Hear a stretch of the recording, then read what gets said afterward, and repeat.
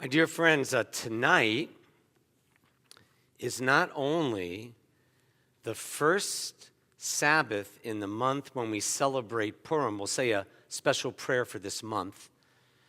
Purim is affectionately referred to as Jewish Mardi Gras, when we read the book of Esther and go crazy because we survived all the evil tyrants of history, including the evil villain Haman, who we turn into a cookie and we eat, called Homentashen. To be a Jew, you have to have a sense of humor. We also end the book of Exodus this Shabbat. Synagogues around the world after tomorrow's service will move into the third book of the 5 books of Moses. Most modern Jews shudder at, with detailed descriptions of the korbanot, translated as sacrifices, which our ancestors offered in ancient times. The prayer books in your laps replaced those ancient sacrifices. Prayer in Hebrew is called avodah shebalev, sacrifice of the heart. Instead of smoke rising to the sky, it wasn't just animals. It wasn't about sin. It was about if you had a good day, if you had a bad day, there was a shalom sacrifice. Yes, if you did something you didn't realize was wrong, there was a way to offer a sacrifice. But instead of smoke rising to the sky, we now dig deep into our souls and we spread godliness through who we are, what we say, how we act. But to modern Jews in the 21st century, this ancient custom of burning grain or wheat or sacrificing an animal that you would eat is both foreign and unpleasant. Some would describe it as disgusting and repugnant. Decades ago, before he became chancellor of the Jewish Theological Seminary, while still a professor at Stanford, Arnie Eisen helped me understand that the overarching point of Leviticus, this whole book we're about to start, is a notion that every child or adult can understand, and that is this: God is very much in the details, because that is where our lives are lived, in the details. And what the symbolic system of Leviticus teaches and conveys is that everyday life can be wonderfully rich and good despite the very real terror that haunts us, the knowledge that one day death will take what we love from us, including life itself. Instead of running away from life into some philosophical discussion or narrative story, Leviticus describes the nitty-gritty of the sacrifices, which were, as I mentioned, the forerunner to prayer. The sacrifices were the way by which our ancestors, before they ever had prayer books, attached meaning to their everyday lives. But the questions have not changed for us. Questions like, how do we attach meaning to our everyday lives? What is the meaning of my going to temple on a Shabbat like tonight? What's the meaning of writing a note to a friend, expressing gratitude to a spouse, restoring oneself on spring break, or even attending a party or a tribute for someone we love? According to the book of the Torah we begin this week ahead, life and God are in the details. And if we were poets writing Leviticus, Arnie Eisen comments that we would write about ordinary evenings, maybe Sunday night getting ready for school or the work week, a midweek dinner at home. We would try to capture the peace of a Shabbat dinner table, the pleasure of friendships built up year after year at the Passover Seder table, which happens when we read this third book of Moses. We'll be reading it during Passover. Our poetic expression would want to capture the satisfactions of our lives, even our disagreements when they take the right form. We'd want to capture even the joy of the laughter that Purim evokes as we journey through Leviticus. Vayikra, that's the original name. Leviticus is Greek, Vayikra is the Torah's Hebrew. It focuses on the details, the minutia of everyday life, because it's also in the details where we are most susceptible to sin, which in Judaism has nothing to do with blood or how people are born. Sin in Hebrew means straying from the way and letting go of truth. And Leviticus is desperately concerned with saving us from straying from the way, walking on the right path.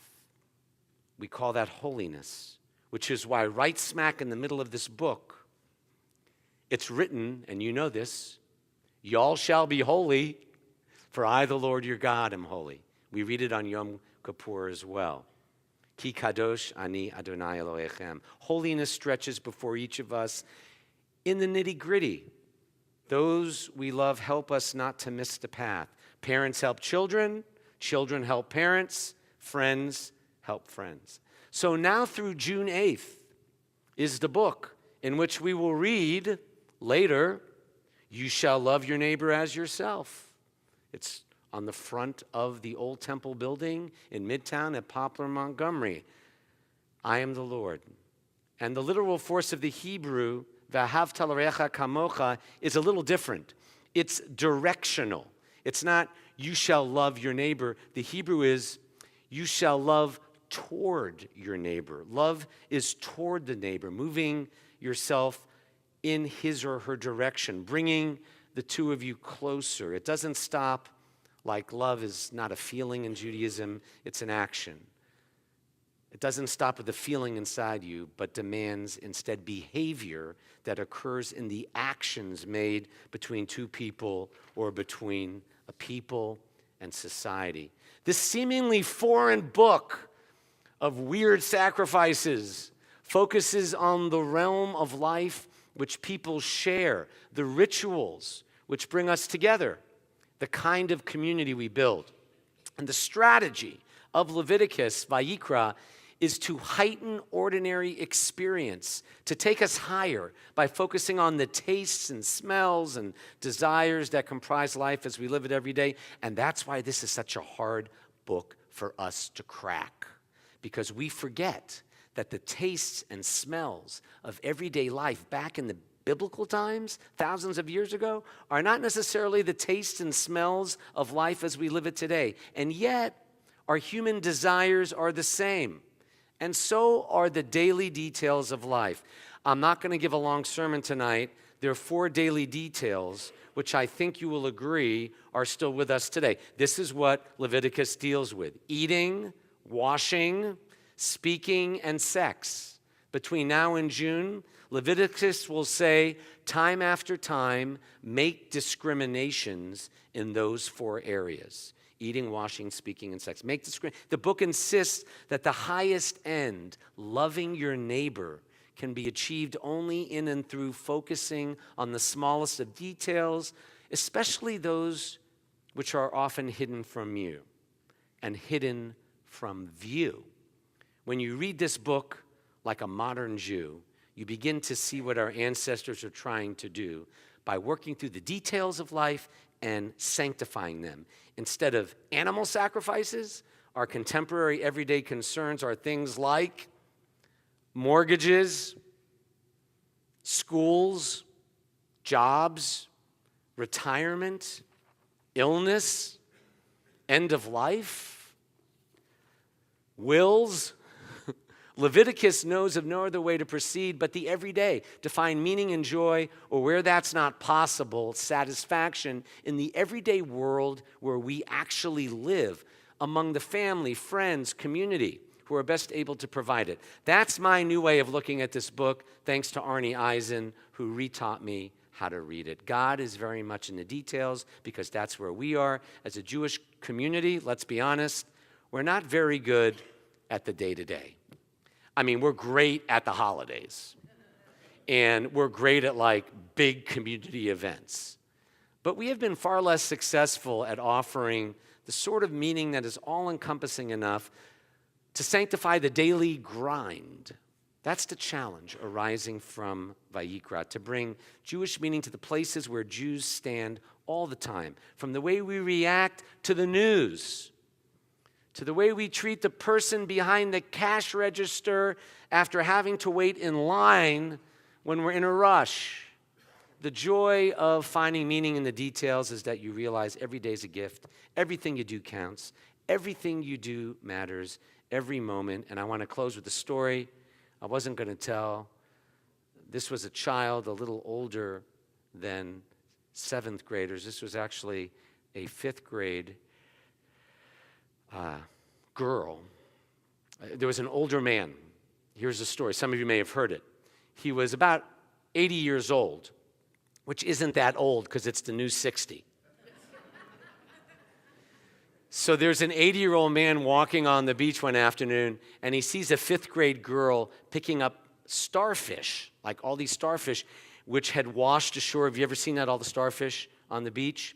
And she was throwing them back into the ocean. And the older man asked the girl why she was doing this, and the girl said that the stranded starfish would die if she left all these starfish out in the sun. And the older man, he said very honestly, but girl, the beach goes on for miles. How can your effort to throw all these starfish back make any difference? Then the girl looked at one starfish. She picked it up. She threw it to safety in the waves. And she looked at the older man and she said, "It makes a big difference to that one." And so that is an example of making a difference, even if it seems like you can't, that it's all too big. I want to close with this morning's family Shabbat for our temple preschool. Our amazing director, Jamie Bear, told me that in addition to studying Purim, our children were introduced to the greatest doctor of all, even though he wasn't a doctor, Dr. Seuss, who, in case you didn't know, did not have any biological children himself. He also wasn't Jewish, but so much of his wisdom is deeply Jewish, especially his teachings about the nitty-gritty details of life, where holiness is found, and to which this new book we're about to enter draws attention. For as Seuss reminds us, you have been given brains in your head, you have feet in your shoes, you can steer yourself every day any direction you choose. Or, today was good, today was fun, tomorrow is another one. That we can make a difference, that the details of everyday life are where the holy can be found. That's the point, not only of my sermon tonight, but this entire book where we're headed.